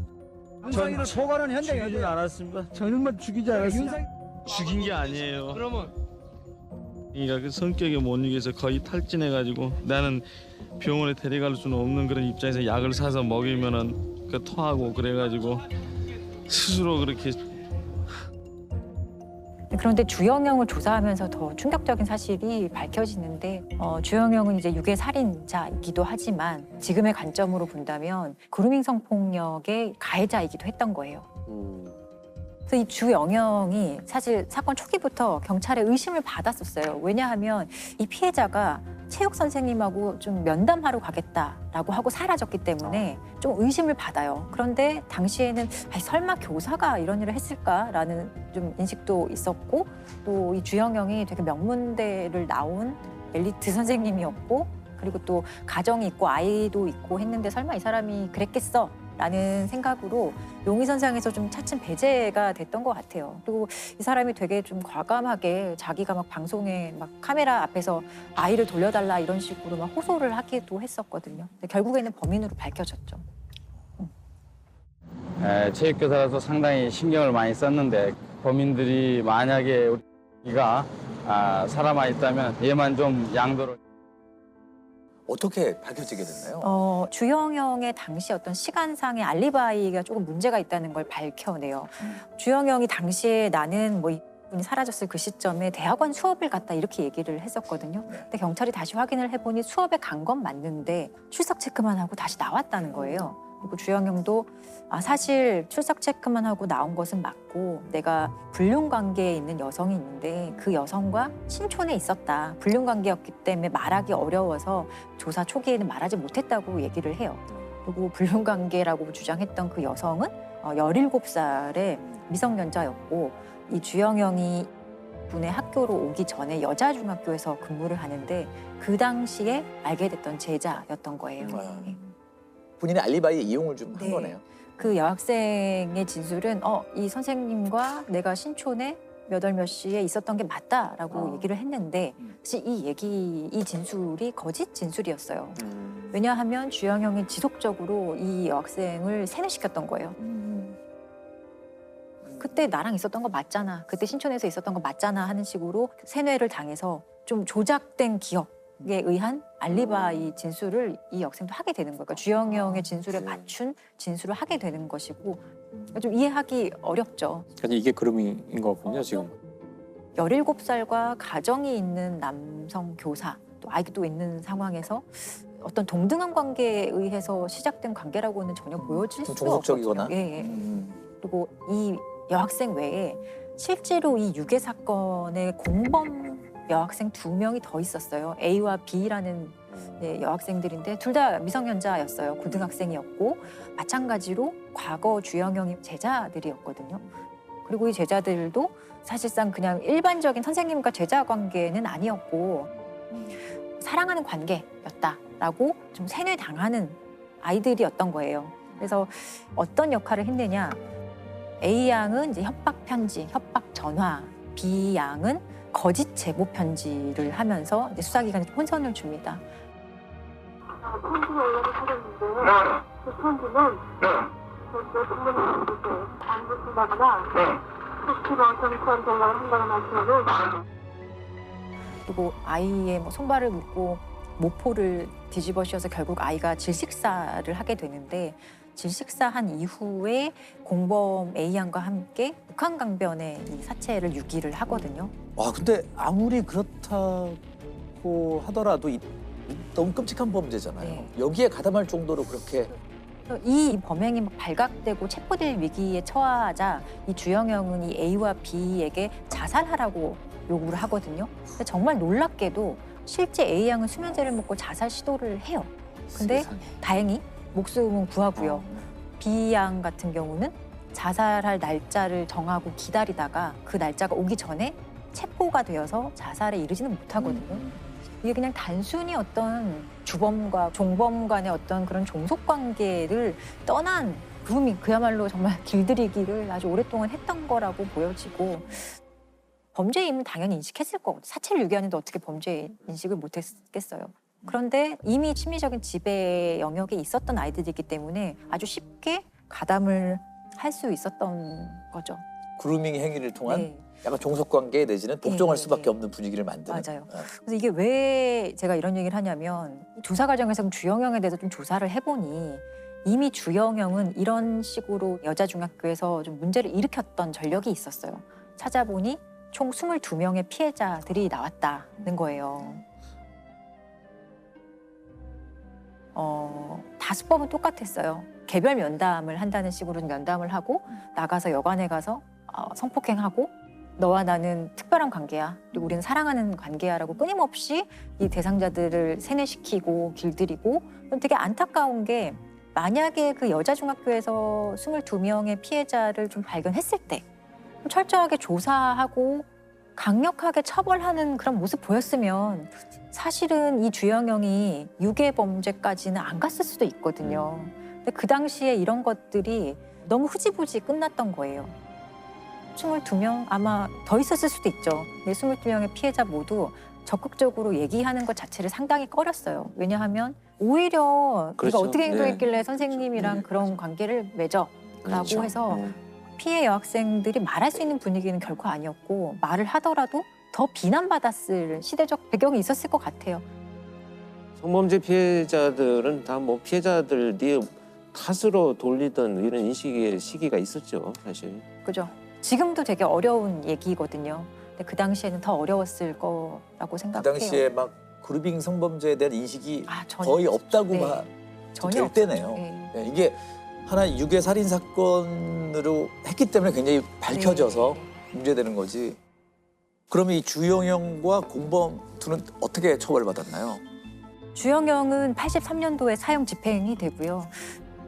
이 공범 A양은 이제 단기 3년, 장기 5년, 소년범이었기 때문에 이렇게 장기형, 단기형으로 이렇게 일반 성인하고 좀 다르게 처벌하거든요. 이런 식으로 선고가 됐고 또 다른 공범 B양은 징역 2년에 집행유예 3년 선고가 나와요. 근데 지금의 관점에서 봤을 때도 이런 공범 A와 B양의 행위는 분명히 처벌되는 행위예요. 본인이 세뇌를 당했다 하더라도. 근데 A와 B양은 유괴 살인 사건의 공범이자 동시에 그루밍 성범죄의 피해자였을 가능성이 전 매우 높다고 생각을 하거든요. 40대 연예기획사 대표 그루밍 사건입니다. 최초의 만남은 이 여자 학생이 15살이었던 시절에 교통사고로 아주 다리를 많이 다칩니다. 인대가 파여야 될 정도의 중상해를 입고 병원에 입원을 하는데 병원 엘리베이터에서 어떤 아저씨를 만나는데요. 당시에 이 A씨라는 사람이 42살이었고 여학생에게 접근하면서 연예기획사 난 대표인데 너 연예인 데뷔시켜줄게. 연예인 한번 해보지 않을래? 라는 식으로 먼저 접근을 해요. 다친 아이한테? 네. 엘리베이터에서 우연히 만난 아이한테. 그리고 이 남성은 당시에 법률상에 부인이 있었어요. 부인도 있었고 피해자보다 2살 어린 아들이 있었거든요. 2살 어린 아들이 병원에 입원해 있어서 병원에 방문했던 거예요. 또래 여중생들에게 사실 가장 관심의 대상이 되는 건 연예인이잖아요. 그리고 너 예쁘다, 연예인 해볼 생각 없니라고 접근하면 사실 요즘 아이들 누구나 관심이나 환심을 살 수밖에 없거든요. 그리고 나서 이 여학생이 정보를 캐죠. 가정 환경은 어떤지, 부모님은 뭐 하시는지, 그리고 뭘 좋아하는지 이런 거를 자꾸 알아가면서 친근감을 형성하고 피해자의 어떤 신뢰를 계속 형성하는 과정을 이제 거칩니다. 실제로 이 피해 여학생은 부모님 두 분이 매우 아픈, 가정 형편이 너무 좋지 않았던 상당히 취약한 상황이었어요, 당시에. 이런 것들을 다 알게 되고 이 A 씨가 그럼 병원비는 누가 내느냐, 병원비 낼 돈은 있느냐 이런 식으로 얘기를 하면서 돈이 없으면 내가 내겠다, 내주겠다 이런 식의 얘기도 했다고 해요. 그래서 이 여자 중학생 입장에서는 되게 좋은 아저씨네, 연예인 시켜주나? 뭐 이런 식의 관심도 얻었을 거고 좋은 사람인 척, 얘가 지금 무엇이 필요한지 파악하면서 정말 이 아이의 욕구를 이제 충족해주는 적극적인 행동을 합니다. 그러니까 대표적인 것이 연예인들이 많이 다니는 교회에 갈 건데 너도 같이 갈래? 하면서 같이 가자고 해요. 그래서 이 아이도 나도 가고 싶다 해서 따라가요. 그리고 실제로 일부 연예인들이 봤다고 해요. 그래서 그런 걸 보고 사람들도 이 사람에게 인사를 하고 하니까 이 사람 정말 믿어도 되는 사람이구나. 연예기획사 아저씨 맞네? 그리고 교회라는 또 공간이기도 하니까. 거짓말하는 사람은 아니구나라는 생각을 사실 쉽게 할 수밖에 없었던 거예요. 그리고 나서 이제 영화 시사회를 가자고 합니다. 그래서 그냥 호기심에 그리고 별로 의심의 여지 없이 이제 차에 타고 영화 시사회를 보러 가거든요. 그날 최초의 어떤 성폭력 피해가 발생을 했던 거고요. 이 모든 게 사실 만난 지 일주일도 되지 않았던 시점에 다 일어난 일이에요. 이 여학생 입장에서는 부모님의 말할 수가 없죠. 부모님은 이미 여러 가지로 병환이라든지 가정 형편 이런 것들로 힘든 상황이어서 내가 이런 일이 있었다는 것을 부모님에게 말하는 것 자체가 부담을 주는 것이라고 생각을 했고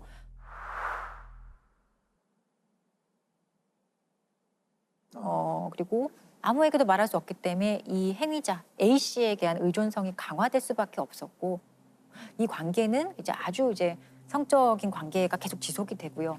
이제 이 여학생 결국에 임신을 하거든요. 임신을 했다고 얘기를 하니까 이 A 씨는 그럼 너 가출을 해라. 대신에 집에 말하지 말고 가출한 것처럼 해서 우리 집으로 와라. 이렇게 되거든요.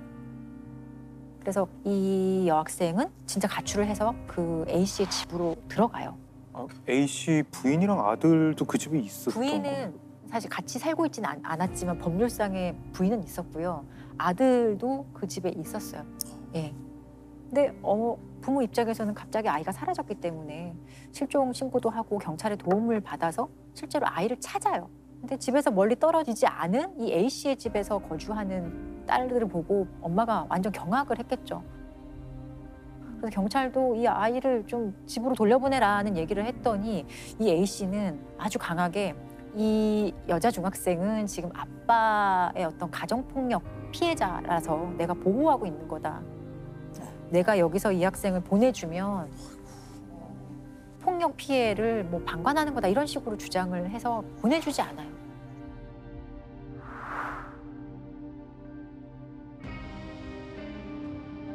그런데 아빠의 폭행이 있었다는 것은 사실이 아니었어요. 놀랍게도 이 여중생도 집에 오라는 엄마의 요청에 응하지 않고 계속 그 집에 남아요. 출산할 때까지 그 집에 있게 돼요. 나중에 이 여학생의 인터뷰나 이런 것을 보면 임신한 몸으로 집에 돌아가는 것 자체가 너무 부담스럽게 생각했던 거예요. 이런 과정을 겪고 결국에는 이제 출산을 하자마자 경찰에 바로 신고를 하고요. 출산할 때까지 이제 기다릴 수밖에 없었다라는 취지로 얘기를 하게 되었죠. 그리고 1심과 2심에서는 유죄 판결을 받았으나 대법원에서는 최종적으로 사랑하는 사이였다. 성폭력이 아니라 사랑하는 사이였다라는 취지로 무죄 판결이 이제 확정된 사안이에요. 15살 여중생을 성폭행한 혐의로 중형을 받았던 40대가 대법원에선 무죄를 선고받았습니다. 대법원은 이들의 관계가 사랑이었다고 판단했습니다. 지난 2011년 8월 연예 기획사 대표인 A씨는 중학생인 15살 양을 만났습니다. 연예인이 되게 해주겠다며 접근한 뒤 며칠 후 승용차에서 A양과 성관계를 가졌고 1심과 2심 법원은 공소 사실이 모두 인정된다며 A씨에게 각각 징역 12년과 9년의 중형을 선고했습니다. 하지만 씨는 나이 차이는 많이 나지만 A양과 진심으로 사랑하던 사이였다며 재판 내내 결백을 호소했고 정말 그 사람 좋아했고요. 그 사람 좋아했고 그 사람을 더 많이 좋아해서 사랑했어요. 대법원은 씨의 주장이 신빙성이 있다고 판단했습니다. 저도 개인적으로 가장 대법원 판결 중에 이상하고 이해할 수 없는 판결 중에 하나라고 생각을 하는 사안이에요. 근데 뭐 대법원 판결문을 보면은 뭐 이러저러 해가지고 뭐 설명을 할. 그러니까 예를 들면 연인으로 본 근거. 네, 이게 제가 좀 나눠서 설명을 드릴 텐데 일단 만난 지 일주일 만에 성관계가 있었어요. 근데 이 첫 성관계 경위에 대해서 이제 1, 2심 판결과 유죄 판결과 대법원이 다르게 판단하는데 1, 2심 판결은 당연히 이건 강간이다. 왜냐? 처음 만난 부모 또래의 남성과 며칠 만에 성관계에 동의하는 것은 상식에 반하는 일이다. 있을 수 없는 일이다 판단을 했고 피해자와 사실 임신 중에 동거할 때도 다른 학생과 똑같은 수법으로 관계를 이어가는 게 있었던 거예요. 그런데 대법원은 강간 아니다. 사랑이다. 피해자는 피고인을 처음 만났을 때부터 사랑의 감정을 느꼈다. 왜냐? 편지와 서로 주고받은 문자 메시지를 보면 이거는 사랑하는 사이이지 범죄자와 피해자와의 문자나 서신의 메시지가 아니다. 이렇게 판단을 했어요. 이게 사랑이냐 아니냐를 판단하는데 주안점으로 갔던 게 저는 좀 이게 과연 그걸 법원에서 어떻게 판단하죠? 그러니까 저도 되게 황당했던 게 피고인이 정말 진심으로 사랑한다고 주장했는데 이게 이제 받아들여졌던 거고 이유는 이 여중생이 출산하기 직전에 만삭의 몸으로 편지를 아주 빼곡하게 막 스티커로 형형색색 그림도 그리고 해서 애정이 담긴 것 같은 외견상으로 봤을 때는 그런 편지를 100여 통 가까이 이 사람에게 보내거든요. 그래서 결국엔 대법원에서 무죄를 인정한 결정적인 계기가 이 편지 때문이에요, 사실상. 일단 보낸 횟수가 너무 많았다. 100여 통이 넘었기 때문에 편지를 너무 많이 보냈고 편지의 그 꾸민 정도가 되게 웃긴 게 스티커를 막 사용하고 형형색 색깔, 막 색깔도 막 알록달록하게 하고 뭐 예를 들어 뭐 하트 이런 것도 막 편지에 그렸기 때문에 이런 편지의 형식으로 비추어 봤을 때도 이것은 피해자의 진의에 의한 것이고 강요된 행위라고 볼 수 없다라고 이렇게 판단을 한 거예요. 양이 씨에게 보낸 사랑한다, 함께 살고 싶다는 내용의 핵동 메시지와 편지가 결정적이었습니다. 재판부는 연인 사이에나 주고받을 이야기라며 색색의 펜을 사용해 사랑하고 보고 싶다는 내용의 편지를 수차례 썼으며 씨를 오빠와 남편 등으로 호칭하며 하루에 수백 건씩 문자 메시지를 주고받은 점을 보면 성폭행을 당했다는 양의 진술을 선뜻 믿기 어렵다는 겁니다. 이 가해자라는 사람이 어떤 사람인가를 잘 따져보면 이 행위가 굉장히 안 좋은 걸 알 텐데 판결했던 판결문을 보면 피고인이 평소에 되게 좀 난폭한 성격을 많이 보였다고 해요. 실제로 이 여중생에게 직접적인 어떤 폭력이나 어떤 이런 건 없었지만 제3자에 대한 폭언이나 협박 이런 것을 이 여중생이 많이 목격을 했던 거예요. 그래서 저 사람의 요구사항을 들어주지 않으면 저런 식으로 좀 폭언이나 폭력 피해를 당할 수도 있지 않을까라는 두려움이 많았다고 이 여학생은 진술을 했거든요. 그리고 이 편지를 왜 쓰게 됐느냐, 그것도 이 사람이 편지를 무조건 쓰라고 강요를 받았다고 얘기를 해요. 알았지, 오빠한테 계속 편지 보내야 돼. 그리고 수강번호 이런 거 안 적어도 올 수 있는 게 있을 거야, 막. 석 달로, 알았지? 그리고 3시간 전에 오빠 콜택시 부르면 되잖아, 뭐 괜찮아지면. 콜택시 타고 와가지고 바로 얼마 보고 가면 되잖아. 근데 나갈 수가 없어요.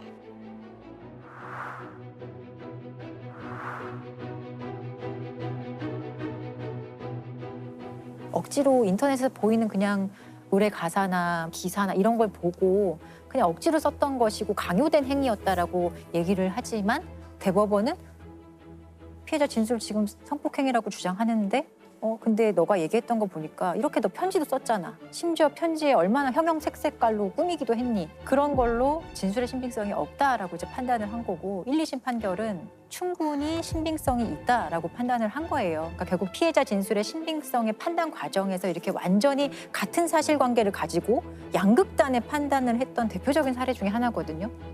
근데 뭐 나중에 그 편지를 주고받았던 거랑 그 제일 처음에 성관계는 아무 상관 없지 않나요? 작가님 말씀해주신 아니 편지는 다 이후의 일 아니에요 하는 게 실제로 1, 2심 판결의 이 이유였어요. 아니 편지 다 피해 이후에 발생한 것이라서 별로 상관없다.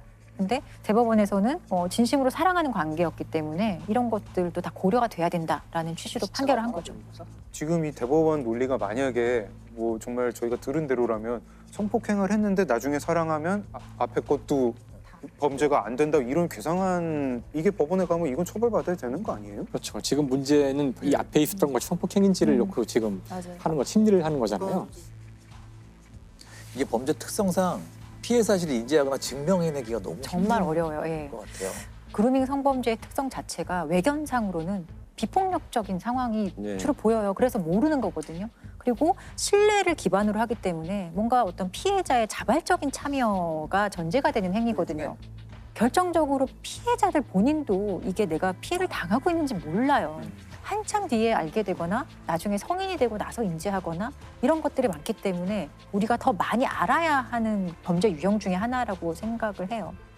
그루밍 성범죄를 바라보는 법원의 시각이 네. 굉장히 좀 중요해질 때가 된 것 같습니다. 그렇죠. 이 당시에 사실 저도 그래요. 이게 그루밍에 대한 이해는 당연히 없었던 거라고 생각하지만 정말로 이제 작가님 말씀이나 저기 교수님 말씀대로 이게 그루밍을 몰라도 그리고 고려하지 않아도 이 사건을 다르게 판단될 여지가 너무 많았던 것 같거든요. 네. 그 최초의 어떤 이런 성 접촉이 있었던 경위라든지 이런 것을 조금만 더 맥락적으로 파악했다면 다른 결론이 나왔을 수도 있을 것 같다는 생각이 들어요. 정말 사랑이었는지를 판단하는 곳은 전 아니라고 생각을 하거든요. 뭐 사랑이라고 법원은 판단했지만 저는 그 상황 속에서는 의지한 것 같거든요. 그렇죠. 근데 의지할 수밖에 없게 이 상황에 빠뜨려 놓은 사람은 가해자잖아요. 그렇기 때문에 이거는 이게 정확한 분석이라고 생각해요. 정말 미성년자하고는 일단 그런 관계를 가질 수 있다는 전제를 보통 하지 않는 게 지금 그렇죠. 아주 비정상적이죠. 만약에 이 여학생이 13세 미만의 아이였다면 사실 이런 판단 안 했을 거예요. 미성년자 의제 강간이라고 들어보셨을 거예요. 그게 어떤 연령 미만의 사람과 성관계를 했을 때는 그게 상대방이 동의를 했는지 여부랑 상관없이 무조건 강간으로 의제되는 범죄인데 판단받을 당시에만 하더라도 형법상 미성년자 의제 강간의 연령이 13세 미만이었어요. 근데 이 여중생은 당시에 15세였죠. 그렇기 때문에 폭행 협박이 있는지를 판단을 했었어야 되는 거예요. 그런데 판단하는 과정에서 이 정도면은 어떤 미성년자에 대한 강간은 아니다라고 판단을 한 거죠.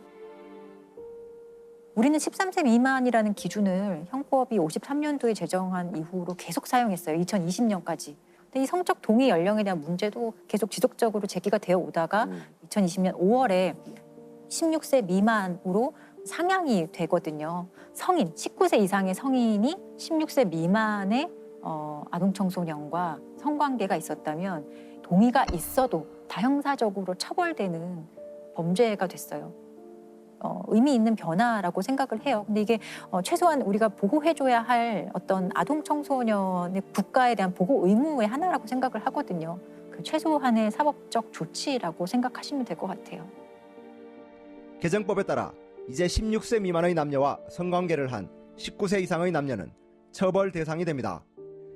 그동안 갓 13세를 넘은 미성년자의 심리적 의존성을 이용해 이른바 그루밍 성범죄를 저질렀을 때 미성년자의 동의를 이유로 처벌하지 못하는 것은 문제가 있다는 주장이 반영된 입법입니다.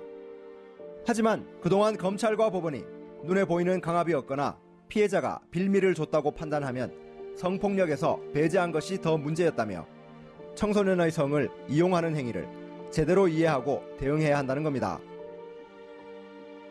이런 문제도 결국 저는 그루밍 성범죄에 대한 우리가 조금 더 관심을 가져야 될 숙제를 주는 사건이 아닐까 생각을 합니다.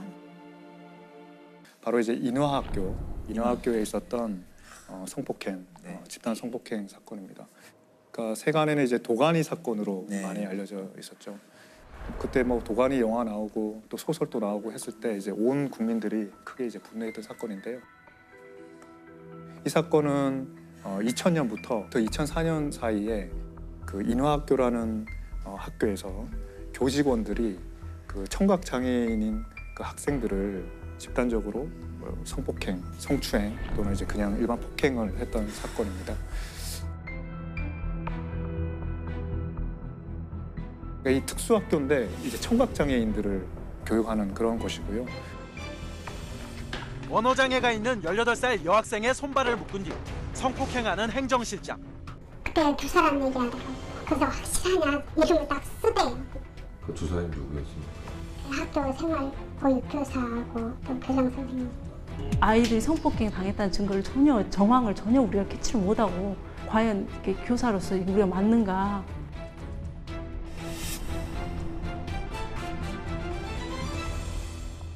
어릴 때부터 청각장애를 가지고 있으면 또 아무래도 이제 말도 잘 하기 좀 불편하고 그러다 보면 이제 지능 장애가 있는 경우도 좀 있습니다. 그래서 그런 아이들을 이제 그 교장, 뭐 행정실장, 교직원 이런 사람들이 성폭행이나 성추행을 했던 사건이고요.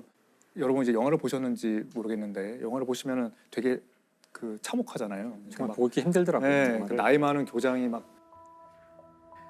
그게 이제 소설보다 훨씬 수위를 낮춰서 영화를 만들었다는 거고요. 저는 이제 이번에 판결문을 다 봤는데 소설보다 훨씬 더 소설보다 더 힘들고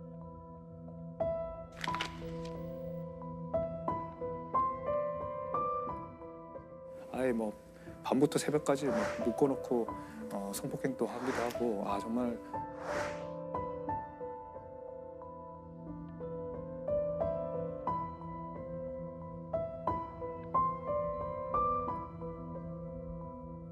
정말 참 충격적인 그런 사건입니다.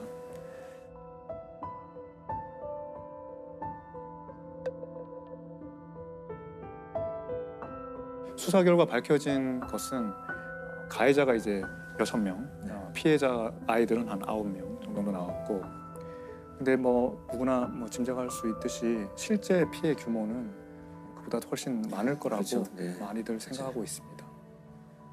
이렇게 오랜 시간 동안 피해가 있었음에도 좀 뒤늦게 밝혀진 이유가 뭘까요? 한마디로 말하면 좀 폐쇄성 때문인데요. 첫 번째로는 이 학교의 모든 관계자가 다 가족입니다. 그러니까 이사장이 있고요. 교장은 이사장의 맞이고요. 행정실장은 이사장의 차남이고요. 그러니까 이사는 또 부인이고요. 뭐 그런 식으로 처제, 동서 막 이런 사람들이 다 교감, 이사, 이런 감사 다 이렇게 장악하고 있는 거죠. 가족들이 운영하는 학교 법인이군요. 그렇죠. 또 기숙학교입니다. 그래서 이 뭐 출입을 다 통제하고요. 교사들이 있지만 교사들이 여기 들어갈 때 기부금을 좀 불법적인 기부금을 내고 들어갑니다. 뭔가 나쁜 일이 있어도 쉽지 않은 거죠. 그런 게 이제 하나가 있고 또 하나는 이제 피해자들이 청각 장애가 있으니까 이제 언어 표현을 잘 못하고 피해를 자기가 논리적으로 이렇게 설명하기가 되게 어려워요. 또 이 아이들의 부모님도 굉장히 건강한 분도 있겠지만 장애인들이 꽤 많으셨어요. 그러니까 뭐 청각 장애인이시거나 아버지가 돌아가셨거나 어머니가 또 지적 장애가 있으시거나 이렇게 하니까 여기서 이제 무슨 일이 뭐 아주 그렇게 성폭행 같은 심각한 일이 일어나도 이게 외부에 잘 알려지지가 않고요. 그렇기 때문에 이제 잘 드러나지 않았던 특성이 있습니다. 어떻게 알려지게 됐나요? 이 사건은 2005년도에 이 내부에 이제 교사가 계셨는데 그분도 청각 장애가 있으세요. 근데 그분이 학부형한테 이제 전화로 신고를 받은 거죠. 우리 딸이 행정실장한테 이런 몹쓸 짓을 당했다고 한다. 그 선생님도 이제 여러 가지 문제로 그 재단에 밑보이면 안 되는 입장이잖아요. 근데 이거는 그냥 물에 빠진 아이를 보고 구해줄 수밖에 없는 그런 상황에 자기가 마주하게 됐다는 거죠. 굉장히. 여전 소방에서 몹쓸 했다고 피해 학생이 저한테 말했는데 농학생들이 겪은 고통 피해는 제가 바로 겪는 고통과 같다고 생각하고 있기 때문에 결코 그대로 침묵할 수 없었습니다. 어떤 식으로든 피해 학생들을 구제하겠다는 생각 그 일념뿐이었습니다.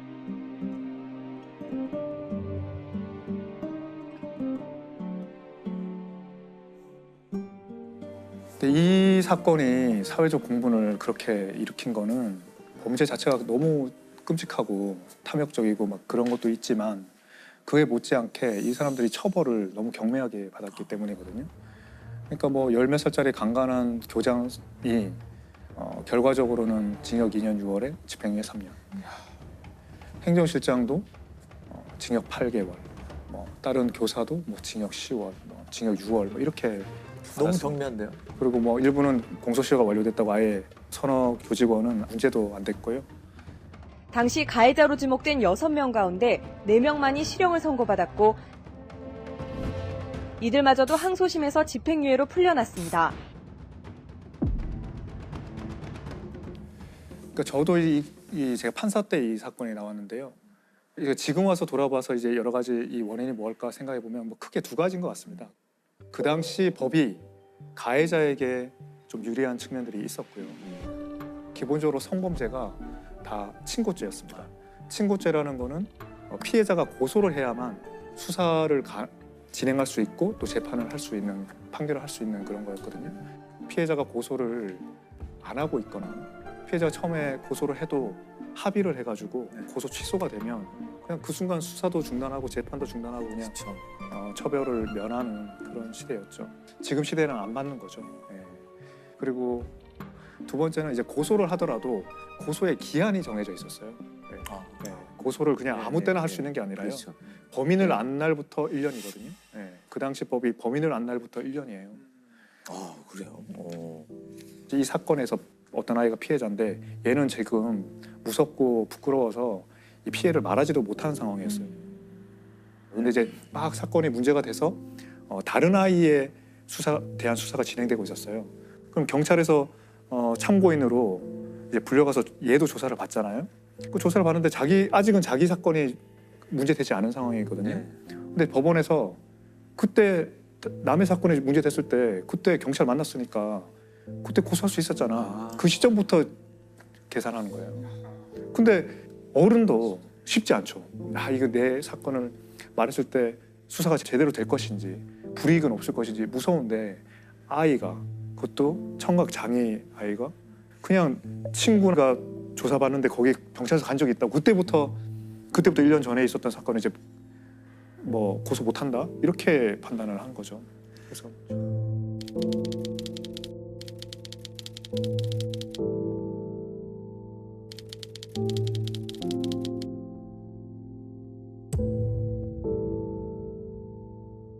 또 하나 이제 그 판사들이 이제 판단한 것 중에 또 하나는 이제 이런 고소기간 친고죄가 아닌 범죄로 검찰에 이제 그때 기소를 해보려고 그랬어요. 네. 그러니까 장애인에 대한 중간간죄로 기소를 했습니다. 이 범죄자들을. 그러니까 고소기간이 많이 지나도 할 수 있잖아요. 근데 중간간죄가 뭐냐면 원래 강간죄는 폭행 협박으로 피해자를 이제 제압하고 간음을 하는 거거든요. 근데 중간간죄는 어떤 다른 사유로 이미 제압 당해 있는 거예요, 피해자가. 뭐 약에 취해 있거나 뭐 교통사고 당했거나 그런 상황에 있는 피해자를 거의 한거불능에 있는 피해자를 간음한 거죠. 이제 그런 걸로 이제 기소를 했는데 근데 이 아이가 어떤 상황이었냐면 가해자의 방에 들어가서 거의 이제 그 육체적으로 뭐 짓눌려 있는 상태인데 그때 수화로 나는 이게 싫다라고 표현을 했고 그리고 옷을 벗겼는데 자기가 좀 끌어올렸다. 그러면 한 거를 한 거 아니냐. 한 거가 아예 불가능하지는 않았지 않냐. 그래서 이제 한 거 불능이 아니라고 해서 중간간죄가 아니라고 그때 판결을 했거든요. 이게 뭐죠? 좀 말이 안 되는 것 같아요. 네, 맞습니다. 네.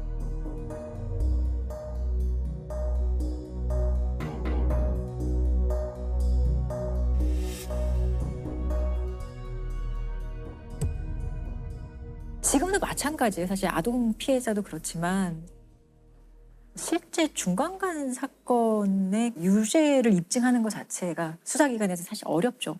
그러니까 의식이 조금이라도 있었거나 한 거 불능이라고 보기 어려운, 그러니까 뭔가 무엇이라도 내가 한 거를 조금이라도 할 수 있었던 상황이 된다? 맞습니다. 그럼 이건 중간간 상황이 맞습니다. 아니에요. 한 거 불능이 아니기 때문에 중간간이 아니다가 그렇죠, 무죄가 되는 거예요. 그게 일반인들한테도 그렇게 적용하면 굉장히 너무 엄격하고 불합리하고 정의롭지 못한 판결이 나올 수밖에 없는 그런 해석인데 이 피해자들은 아이들이고 그렇죠. 장애가 있는 아이들이잖아요. 그러면 그런 애들에 대한 해석은 똑같을 수가 없어야 되는 거 아닌가 그런 생각이 있거든요. 이 경우에 한 거 불능이 아니면 도대체 뭐가 선거 불능일까? 참. 그래서 이 이후에 이제 영화 도가니가 나오게 된 거죠. 예. 그러니까 이 판결이 뭐 보시다시피 이제 굉장히 납득하기 어려운 판결이고 형량이잖아요. 공정 작가가 이 도가니라는 소설을 이제 2009년에 써서 알려졌고 이게 영화화되면서 이제 널리 알려졌는데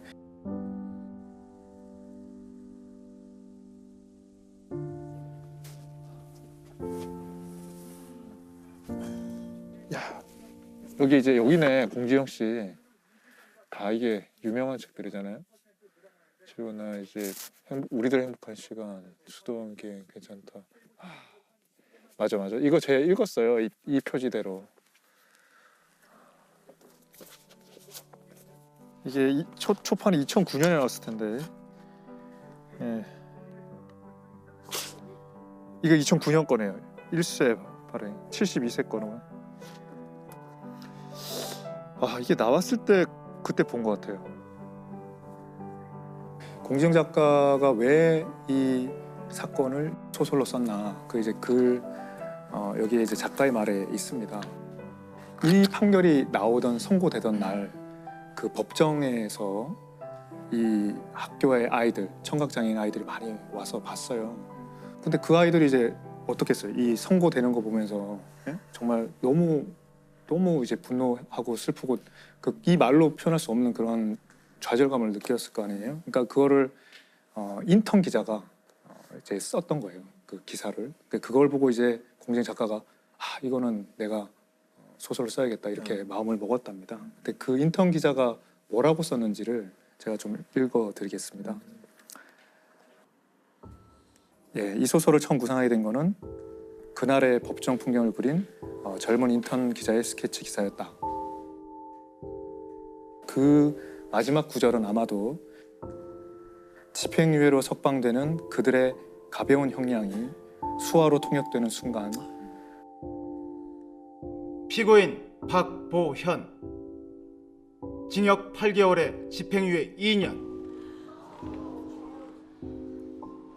피고인 이강복 징역 6개월에 집행유예 1년 피고인 이강석 징역 6개월에 집행유예 1년 검찰 측은 피고인들의 석방에 필요한 절차를 진행해 주시기 바랍니다.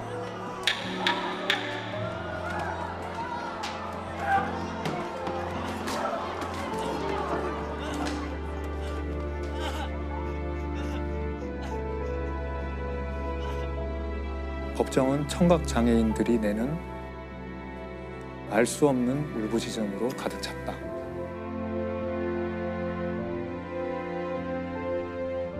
너무 슬픔의 광란의 도가니 뭐 이런 의미로 작가가 쓰지 않았냐 이렇게 추측도 하셨는데 원래 도가니라는 이름은 쇠를 녹일 수 있을 정도로 뜨거운 어떤 그런 그릇 같은 거라는 겁니다.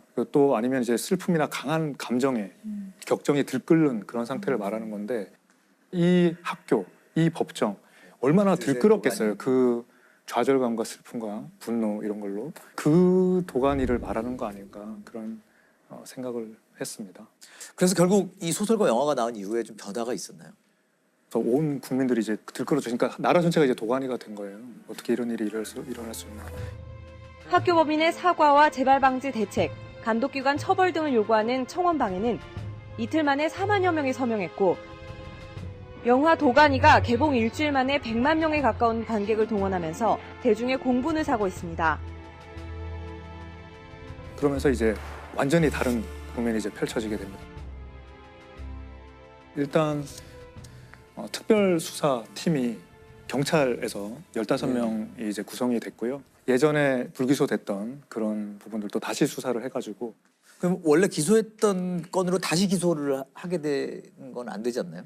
그 재판받은 거는 이제 건드릴 수가 없는 거고 일단 무혐의한 게 있어요. 증거 부족하다는 걸. 그럼 이제 추가 증거를 찾아가지고 기소를 한 거죠. 예를 들면 행정실장이 범죄가 제일 문제가 되는데 밤부터 새벽까지 성폭행하고 묶어놓고 성폭행한 그런 것들이 기소가 되고 징역 12년이 나옵니다. 10년이 나오고 2심에 가서 이제 8년으로 감형이 됐는데요. 검찰 구형보다 더 세게 나오고 그리고 인하학교도 2012년에 폐교가 됩니다.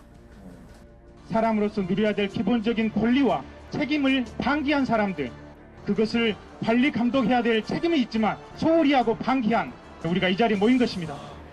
장애 학생 성폭행 사건을 다룬 영화 도가니의 실제 범인인 광주 인화학교 전 행정실장에게 징역 8년이 확정됐습니다.